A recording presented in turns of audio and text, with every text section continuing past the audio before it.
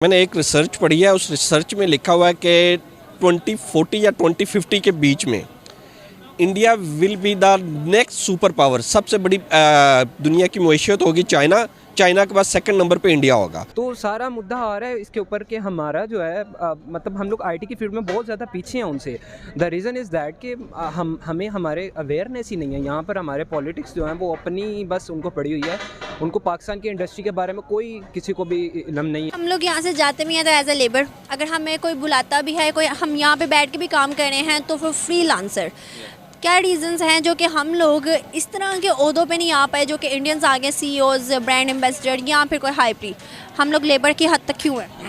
नमस्कार दोस्तों, रोज़ाना स्पेशल न्यूज़ चैनल में आप सभी का स्वागत है। 2016 में जब से यूपीआई भारत में आया है तब से डिजिटल ट्रांजैक्शन में क्रांति सी आ गए है। महज 4 सालों में यूपीआई पूरा देश का सबसे बड़ा डिजिटल पेमेंट गेटवे बन गया है। आज 30 से भी अधिक देश यूपीआई सिस्टम लेने के लिए भारत में बात कर रहे हैं। भारत की ऑनलाइन पेमेंट सर्विस दुनिया में इस तरह फेमस होगी किसी ने भी कल्पना ना की होगी। ना कि छोटा देश, अब दुनिया के बड़े देश भी यूपीआई की मांग कर रही है, जो दुनिया चाहकर भी इग्नोर नहीं कर पा रहे हैं। आइए आप लोगों को यूपीआई की विशेषताएं बताते हैं।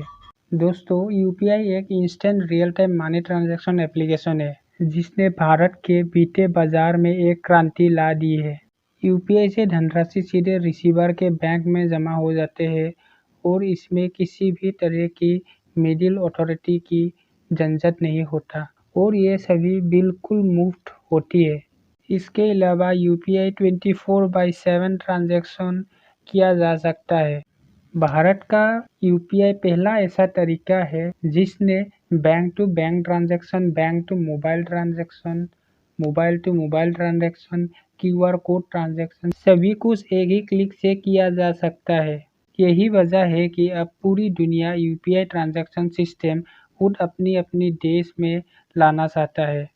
सिंगापुर और यूएई जैसे देशों ने भी भारत की रुपए पेमेंट को एक्सेप्ट कर लिया है और भारत के मित्र देश रूस तो रुपए पेमेंट की मदद से ही सीधे भारत से व्यापार कर रहे हैं। और अब ऐसे सुनने में आ रहे हैं कि अमेरिका सरकार भी यूपीआई सिस्टम अपने देश के लिए चाहते हैं। भारत की बढ़ती प्रगति और यूपीआई के इंटरनेशनल होना पाकिस्तान को राज नहीं आ रहे हैं। वहाँ की जनता भारत की उड़ान देखकर हैरान है और भारत की तारीफों की पुल बन रहे हैं। आइए दोस्तों, एक नज़र डालते हैं पाकिस्तानी जनता के इस वीडियो पर। अगर आपको भारत पाकिस्तान को जुड़ी ये खबर पसंद आती है तो दोस्तों इस वीडियो को लाइक करें और हमारे चैनल को सब्सक्राइब कर दें। जय हिंद। व्यूअर्स, आज हम बात करने वाले हैं यूपीआई के बारे में। यूपीआई जो कि रिसेंटली ही लॉन्च किया गया था इंडिया में और इसकी कामयाबी को देखते हुए, इसके बेनिफिट्स को देखते हुए मुख्तलिफ कंट्रीज़ ने, तकरीबन 30 कंट्रीज़ ने अपील की थी इंडिया से कि हमें भी ये सिस्टम चाहिए और कुछ कंट्रीज़ में इस पर काम भी किया जा रहा है। मुआहिदे भी इंडिया के साथ तय हो चुके हैं। सवाल अब मेरा आपसे ये है कि अमेरिका एक सुपर पावर है, वो अप्रोच करी है इंडिया को इस सिस्टम के लिए। अगर ये सिस्टम अमेरिका में लॉन्च हो जाता है, हमें देखने को मिला है कि अमेरिका का डॉलर भी काफ़ी नीचे जा रहा है, इन्फ्लेशन रेट भी बढ़ रहा है और क्राइसिस भी जा रहे हैं वहाँ पर, तो कितना हेल्पफुल होने वाला है ये सिस्टम अमेरिका में, क्योंकि consumer to consumer business down जा रहा है इस वक्त अमेरिका में।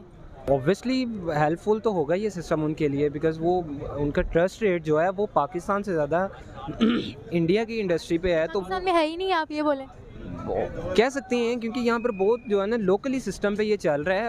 ऊपर वाले सिस्टम पर होगा तो ही जो है ना किसी के साथ हमारा ट्रस्ट बिल्ड हो सकता है। जब है ही सारा कुछ हमारा लोकली जगह पे रह गया हुआ है, हमें कोई स्पॉन्सर ही नहीं मिल रहा कोई अच्छे वाला कि हम लोग अपने आईटी को अपने ऊपर लेकर जाएं, तो तब तक तो हम लोग नीचे ही रहेंगे ना।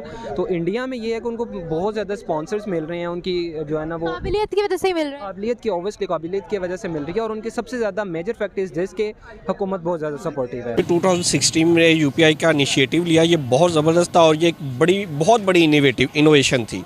और इनका वैसे तो टेक्नोलॉजी में काफ़ी बैकग्राउंड है, लेकिन उस वक्त के बाद से इनके पास रेवेन्यू मंथली जो फॉरेन रिजर्व्स थे वो काफ़ी आना शुरू हो गए। और उसका सबसे बेनिफिट उनको ये हुआ कि ट्रांजैक्शन में जो बैंक लोग चार्जेस देते थे, मुख्तलिफ़ किस्म के 500 रुपीज़ पर ट्रांजैक्शन देते थे, खा 5,000 रुपये भी आपने भेजना है तो ये आपको ट्रांजैक्शन पे करनी पड़ती थी। उधर भी थी, इधर हमारे पास भी है। लेकिन अब वो लोग फ्री ऑफ कॉस्ट इसको यूटिलाइज़ कर रहे हैं और हम लोग आज भी वो 500 रुपये के करीब एक अमाउंट है जो हम पे कर रहे हैं। लेकिन हमारी गवर्नमेंट, हमारे ये जो कमर्शियल बैंक्स है, इसको लॉन्च ही नहीं होने दे रहे। सिर्फ इसी वजह से नहीं होने दे रहे कि उनका रेवेन्यू कम हो जाएगा। क्या लगता है सर कि आज दुनिया से सबसे ज़्यादा टेक्नोलॉजी में हमारा मुल्क पीछे है? क्या रीजंस हैं और क्या लगता है आने वाले टाइम में हम लोग इस चीज़ को कवर कर पाएंगे?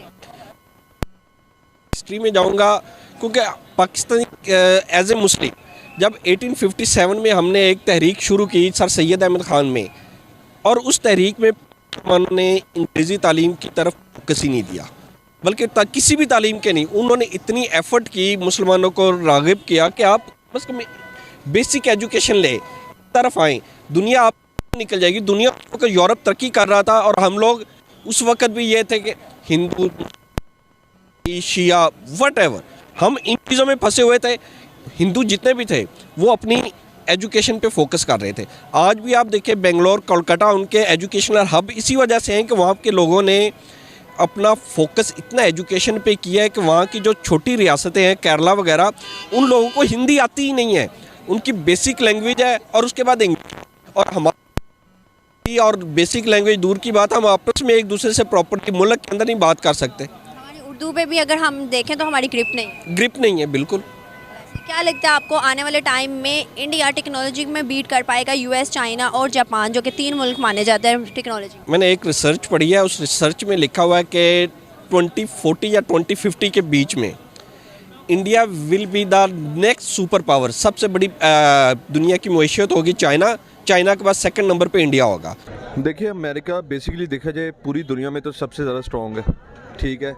और बात रही है उनकी अपील की इंडिया से, अगर वो इंडिया से लेना चाहे ना तो ले सकते हैं, उनके लिए कोई मुश्किल बात नहीं है इंडिया से कुछ लेना, ठीक है। इंडिया को भी पता कि अगर हम देंगे ना तो बेनिफिट उनको ही है, बजाय इसके कि अब देखें आप पाकिस्तान में अभी आपके पास क्या है। अच्छा, वो आपकी बात ठीक है कि इंडिया को पता है कि बेनिफिट है उनका, लेकिन जहाँ बात आपने ये की ना कि अमेरिका लेना चाह रहा है तो वो लेकर रहेगा, तो ऐसी बात नहीं है, बिकॉज डोमिनेंट अमेरिका जो है वो इंडिया पर नहीं है। इंडिया ने अभी रिसेंटली कई दफ़ा उनके वेस्ट मीडिया को इंटरनेशनल मार्केट में खड़े होकर करारे जवाब दिए हैं कि आप लोग हमारी फॉरेन पॉलिसी में टांग डालने वाले कोई नहीं हो, हम आपको बायकॉट कर देंगे।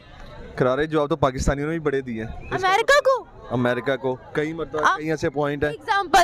एग्जाम्पल आप ले लें ISPR, एक दफ़ा जिन्होंने अमेरिका को मुंह तोड़ जवाब दिया था, बाद में फिर खमियाजा भी तो भुगता था, बाद में फिर माफिया मांग के दोबारा फिर फंडिंग भी तो बहाल की गई थी। देखिए, खमियाजा भुगतने की बात बाद में है, बातें हर कोई कर जाता है, इंडिया भी कर जाता है। इंडिया ने की, इंडिया करेगा, बाद में इंडिया भी उसका खमियाजा भुगतेगा। 1 सेकेंड, अच्छा, उन्होंने कहा, यूएस ने कहा आप लोगों ने रशिया से तेल नहीं लेना इंडिया को, इंडिया ने नहीं मानी उनकी।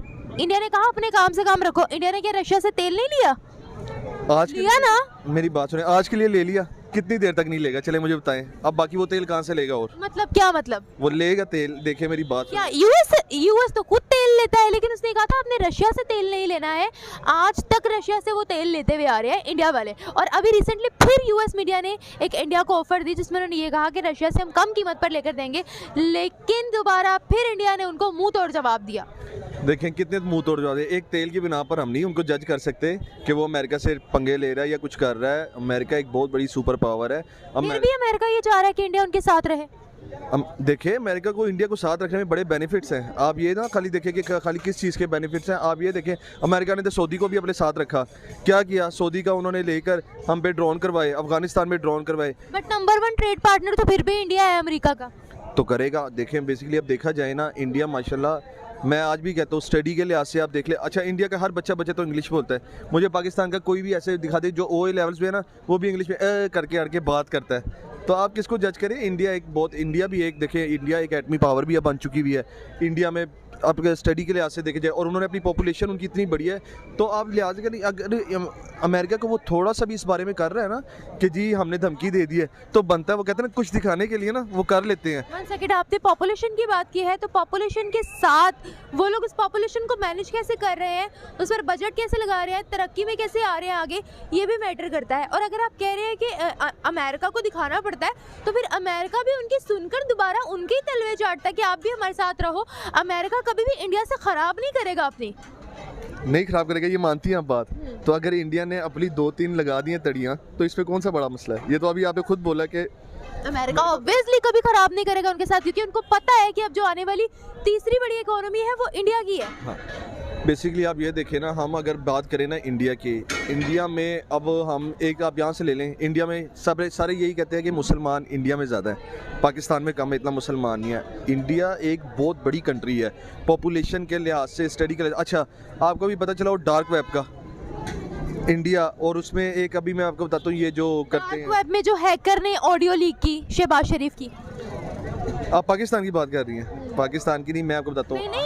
हाँ मुझे पता है हैकर ने इस दुनिया में अभी आज के टाइम में जो सबसे टॉप के हैकर जा रहे हैं ना, वो इंडिया के जा रहे हैं। ऑब्वियसली बिकॉज़ उनके वो टेक में इतना आ गया, आईटी में वो इतना आ गया है। तो फिर अगर वो इंडिया को 2-3 तड़ियां लगा भी देता है तो इसमें क्या जाता है, कुछ भी नहीं वो जाता। नहीं लगाता है 2-3 तड़ियां, इंडिया लगाता है अमेरिका को तड़ियां। तो इंडिया की ही बात करूं कि अगर उसने 2-3 लगा दी है ना, थोड़ी रेपुटेशन, इस तरह तो मेरा भी बनता है कि थोड़ी सी यहाँ पर उठ के रेपुटेशन बनाने की जरूरत ही नहीं है, उनकी ऑलरेडी रेपुटेशन बनी हुई है। वो कहते हैं ना कि अगर आप खुद शोर मचाओगे तो लोग आपको पागल समझेंगे, शोर आपकी तरक्की मचाएगी, जो कि उनकी मचा चुकी है। और अगर तुम लोग नए हो तो सब्सक्राइब करो, वो जो लाल वाला बटन है उस पर फूट फेंक के मारो या फिर मोमबत्ती, मुझे नहीं पता, बस क्लिक हो जाना चाहिए।